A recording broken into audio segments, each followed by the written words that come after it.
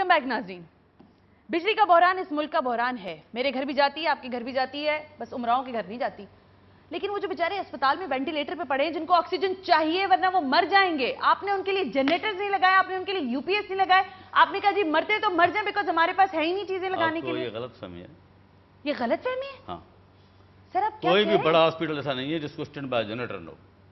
तो फिर वो जो एक लोग जनरेटर मरे, नहीं, तीन जनरेटर हैं। तो वो जो लोग मरे वो क्यों मरे? कि फ्यूल नहीं था उसमें डालने के लिए आपके पास? वो कोई और प्रॉब्लम होगी, लेकिन जनरेटर आपने एड्रेस करने की स्टैंड कोशिश की? बाय जनरेटर कराची में 3 है, आप ये कह रहे हैं कि जनरल और सिविल के अंदर, लाड़काने में 3 है। मुझे ये बताएं कि हालिया बिजली के बहरान में आप कह रहे हैं कि सिविल और जनरल में लोग नहीं मरे? जनरेटर वहाँ पे स्टैंड बाय अवेलेबल हैं। डॉक्टर साहब की बात ठीक है, सब में जनरेटर होते हैं, लेकिन प्रेस में जो चीज रिपोर्ट हुई है और जो मैंने पढ़ी है खुद, उसमें ये था कि जनरेटर को चलाने के लिए डीजल के अवेलेबल पैसे, यही मैं तो पूछ रही हूँ ये प्रॉब्लम। दूसरी बात इसमें ये प्रेस में रिपोर्ट हुई है। दूसरी बात ये है कि अभी पिछले महीने जिस मीटिंग की अभी हम बात कर रहे थे, जो हमने सेक्रेटरी हेल्थ साहब हमारे पास आए थे, तो कैटेगोरिकली उन्होंने ये कहा कि भाई ये जो जितने हॉस्पिटल्स हैं आफ्टर 18th अमेंडमेंट जो डेवोल्यूशन आया है, उसकी वजह से सारे हॉस्पिटल जो है नाउ मतलब सिंध गवर्नमेंट के अंडर अम्ब्रेला आ गए। ठीक, एम आई राइट डॉक्टर साहब? मतलब ये उन्होंने, आप बैठे थे वहाँ पर, लेकिन एक बात उन्होंने और भी कही थी इसके बाद। उन्होंने ये कहा था कि हमें अस्पताल तो चलाने के लिए दे दिए गए, लेकिन फेडरल गवर्नमेंट की तरफ से हमें 1 रुपया भी फंड्स की मद में नहीं दिया गया। एम आई राइट? ये कहा था उन्होंने, ये कहा। तो प्रॉब्लम ये है कि मेरी बात सुनिए, सिर्फ हम ब्लेम न करें फेडरल गवर्नमेंट पे, उसमें ये हुआ है। हाँ, मतलब block allocation has been given to the planning and development department. तो वहाँ पे हमने डेवलपमेंट स्कीम जितनी भी हैं, जेपीएमसी की, एनआईसीएच की, एनआईसीवीडी की, जो भी 50% ज़्यादा काम हो गया है वो हमने पुटअप किए। ब्लॉक एलोकेशन से हमने पीएनडी से पैसे मांगे हैं, वहीं से मिलेंगे, वैसे नहीं आए हैं। पीएसडीपी में उनका कोई जिक्र नहीं है। खालिद साहब एक बात सुने, देखें हर इदारे का भत्ता तो बैठा हुआ है। रेलवे वाले चीख रहे हैं कि हमें फ्यूल नहीं मिलता, हम रेल नहीं चलाएंगे, यहाँ पे इसका बजट नहीं मिल रहा। अभी जो ये चीज़ मैंने आपसे पूछी थी ना, इसका आपने मुझे जवाब नहीं दिया, क्योंकि वहां से बात आगे कंटिन्यू हो गई। दूसरी, मुझे ये बताएं कि आपके पास फ्यूल डालने के पैसे नहीं थे, आपने 10 से 12 लोग जो वहां मर गए, उनका कौन जवाब देगा? उनके जो लोग वहां बैठे हुए थे, किसकियों से रो रहे थे, उनका कौन जवाब देगा? कोई अगर फ्यूल कम भी होती है ना, वहाँ अभी कराची में आप देखें इतने फिलांथ्रोपिस्ट हैं, इतने लोग हैं, उन्होंने इतना मैनेज किया हुआ है कि कभी भी जनरेटर फ्यूल की वजह बंद नहीं होता हमारा। तो वो कैसे मर गए? खुद ही मर गए या आपके पास वेंटिलेटर काम नहीं कर रहे थे? आपने पूछा तो होगा ना जाके कि लोग मरे हैं, क्या मसला हुआ है? तो क्या उसको आपको क्या रिपोर्ट किया गया?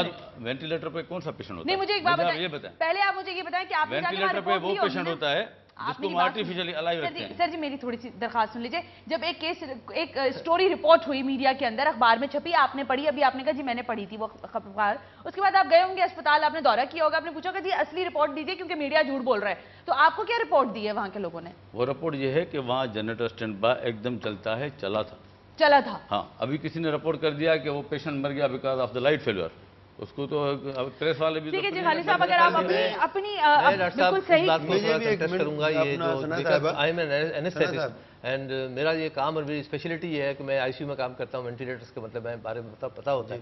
वेंटिलेटर्स पे वो पेशेंट नहीं होते कि जो अलाइव नहीं है या वो जिनको आर्टिफिशियल, वो उनके थे इनको वेंटिलेटरी सपोर्ट चाहिए। और वेंटिलेटरी सपोर्ट पेशेंट को इसलिए दी जाती है कि जब उनकी कंडीशन इंप्रूव करनी शुरू हो तो they come out of the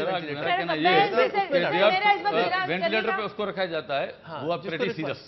अच्छा ठीक है, पेशेंट तो होता है आईसीयू में, क्रिटिकल पेशेंट तो होता है, लेकिन 4 पेशेंट का एक साथ मर जाना ना एक टाइम में, दैट रेजेस द क्वेश्चन। हमने बहुत ज्यादा नेग्लेक्ट, थोड़ा सा हमने उनको ज्यादा डिग्रेड कर दिया, नेग्लेक्ट कर रहे हैं हम उसको।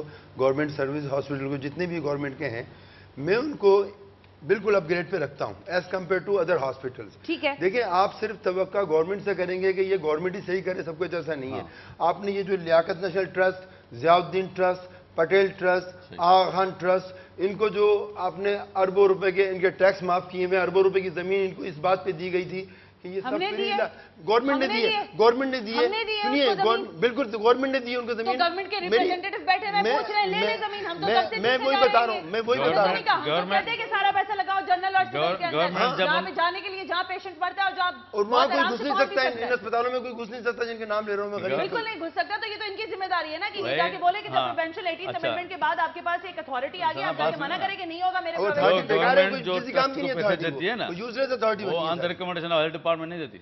ठीक है, आज भी सिंध गवर्नमेंट, आज भी जिन्ना अस्पताल में, आज भी सिविल अस्पताल में जो सर्विसेज हो रही हैं वो एज कम्पेयर टू आगा खान और ज़ियाउद्दीन और सब क्या मैं समझता हूँ, देखिए बहुत अच्छी हो रही है ना। मैं बताऊँ आपको, मुझे एक मिनट देखिए, मुझे एक मिनट मैं जस्टिफाई नहीं कर रहा, मैं गवर्नमेंट को हॉस्पिटल को रिप्रेजेंट नहीं कर रहा, मैं बिल्कुल रिप्रेजेंट नहीं, लेकिन मैं बताऊँ आपको कि यहाँ पर कौन से मरीज आते हैं। मैं आपको बताता हूँ वहाँ पे कौन से मरीज आते हैं। जब ये सारे तजर्बे हो चुके होते हैं, जिन्हें बड़े बड़े प्राइवेट हॉस्पिटल में उनसे तमाम जमा शुदा पूंजी लूट ली जाती है, और उसके बाद वो कहते हैं अब जिना अस्पताल ले जाओ, सिविल हॉस्पिटल ले जाओ, अब्बासी ले जाओ, क्यों ले जाओ, कि वो रिफ्यूज नहीं कर सकते। They can not refuse the patient. देखिए मेरी बात सुने, मेरी बात सुन लें खालिद साहब, आपके भी गोशगुजार और मेरे नाज़रीन, और फिर आगे बात आप लोग कर लीजिएगा जो भी आप लोगों ने करनी है। देखिए जो चीज दिखाई दे रही होती है ना, उसका बड़ा इंपैक्ट होता है। अगर एक साफ सुथरा हॉस्पिटल या एक साफ सुथरी जगह पर एक मरीज जाता है और उसको बाकायदा टेक केयर किया जाता है, उसकी बात सुनी जाती है, वहां सिविल में लंबी कतारें, एक ने दूसरे को धक्का दिया, तीसरे ने कहा नहीं है भाई यहाँ पे दवा, ऐसी आवाजें आ रही होती है, तो मरीज वैसे ही मरता, नहीं भी मरने वाला होगा तो मर जाएगा। वो प्राइवेट सेक्टर्स का इस तरफ इसलिए वहां पर रुजू करता है क्योंकि वहां उसकी टेक केयर हो रही होती है। आप फैसिलिटेट करें, मैं कह रही हूं आपके पास जैम किस्म के डॉक्टर्स हैं। मुझे खुद एक 2-4 कॉल ऐसी आई हैं कि उन्होंने कहा भाई अपने प्रेसिडेंट साहब को बोले ना कि सर वापस आए ना, मुल्क में इतने अच्छे अच्छे डॉक्टर्स हैं, उनसे इलाज करवाएं, क्यों बिला वजह वहां आके आ जाते। तो बस ये मैं खुद मानती हूँ कि हमारे पास सल्यूट है, हमारे पास बेहतरीन प्रोफेसर, हमारे पास आला तरीन डॉक्टर, हमारे पास सारी चीजें अच्छी हैं, बट इम्प्लीमेंटेशन नहीं करवाते हम। आप कंपेयर कर रही हैं पब्लिक हॉस्पिटल को प्राइवेट हॉस्पिटल से।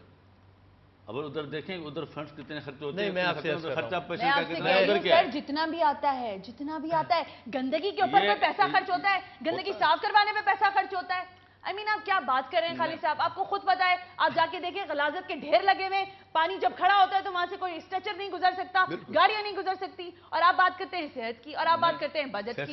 ये चीज नहीं है, ये भी फैसिलिटीज में ही आता है सर, ये भी फैसिलिटीज में आता है। सफाई तो आधा ईमान है, आधा इंसान उसी वक्त सही हो जाता है जब साफ सुथरा माहौल होता है। बुनियादी तौर पर मैं जिम्मेदारी दूंगा गवर्नमेंट को और पार्लियामेंट को। डॉक्टर खालिद साहब ने अभी कहा कि सिविल हॉस्पिटल की ऑक्यूपेंसी 100% होती है। मैं समझता हूँ कि 100% इसलिए होती है और इससे ज्यादा भी हो सकती है। अगर सिविल हॉस्पिटल के बेड आज 2200-2300 बेड है मेरे ख्याल में सिविल हॉस्पिटल का, 2300 है, कितना है तकरीबन ये 2260 तकरीबन। आप इनको 5000 अगर कर दें तो ये 5000 भी 100% हो जाएगी। इसलिए कि मरीजों का जो रश है हर शोबे में वो इतना है कि आप सर्जरी के जो पेशेंट होते हैं उनको 6-6 महीने का टाइम उनको दिया जाता है कि भाई 6 महीने के बाद आप आइएगा, 6 महीने की हमारे पास वेटिंग लिस्ट है, किसी भी आप सर्जिकल डिपार्टमेंट में आप चले जाएं। उसके बाद दूसरी बात है कि प्राइवेट अस्पतालों में नहीं, मैं आपसे अर्ज कर रहा हूँ, मैं आपसे अर्ज पेशेंट को मजबूरी हो जाती है। हाँ, मैं आपसे अर्ज कर, प्राइवेट अस्पतालों में पेशेंट जाते हैं, आगा खान अस्पताल में इस वक्त आप जाइए, किसी वक्त भी अपना कोई पेशेंट खुदा ना खास्ता आप लेके जाएं, लिखा हुआ है वहां पे कि आप 4 घंटे से पहले पेशेंट अटेंड नहीं होगा। आप बिल्कुल उनकी इमरजेंसी में ये चीज लिखी हुई है कि 4 घंटे से पहले उसको पेशेंट को अटेंड नहीं किया जाएगा। अंदर 8 बेड खाली भी काम करते हैं हम लोग, एक ब्रेक ले लेते हैं क्योंकि काफी देर से मुझे ब्रेक का कार्ड जाता है। मैंने छोड़ इसलिए दिया था कि डिस्कशन जरा ये लोग आपस में बात कर लें और पता चल जाए कि क्या क्या हो रहा है। और मैं ये ढूंढने की कोशिश कर रही थी अपने इस रिसर्च के अंदर कि भाई पाकिस्तान जो है उसमें कितने अफरादी कुव्वत कितनी है। मैन पावर की बात कर रहे थे खालिद साहब। पाकिस्तान बालिहाज आबादी दुनिया का 6ठा मुल्क है जिसके पास अफरादी कुव्वत की फहरिस्त में ये 9वें नंबर पर आता है, 9वें नंबर पर। तो इसमें कितने लोग मेडिकल से होकर गुजरते हैं और कितने डॉक्टर्स निकलते हैं, जरा पता लगाइए और जरा ये भी पता लगाइए कि वो बाहर क्यों जाते हैं और आपको सर्विसेज प्रोवाइड क्यों नहीं करते। Thank you very much. यहाँ ब्रेक ले रही हूँ, ब्रेक के बाद बात करते हैं।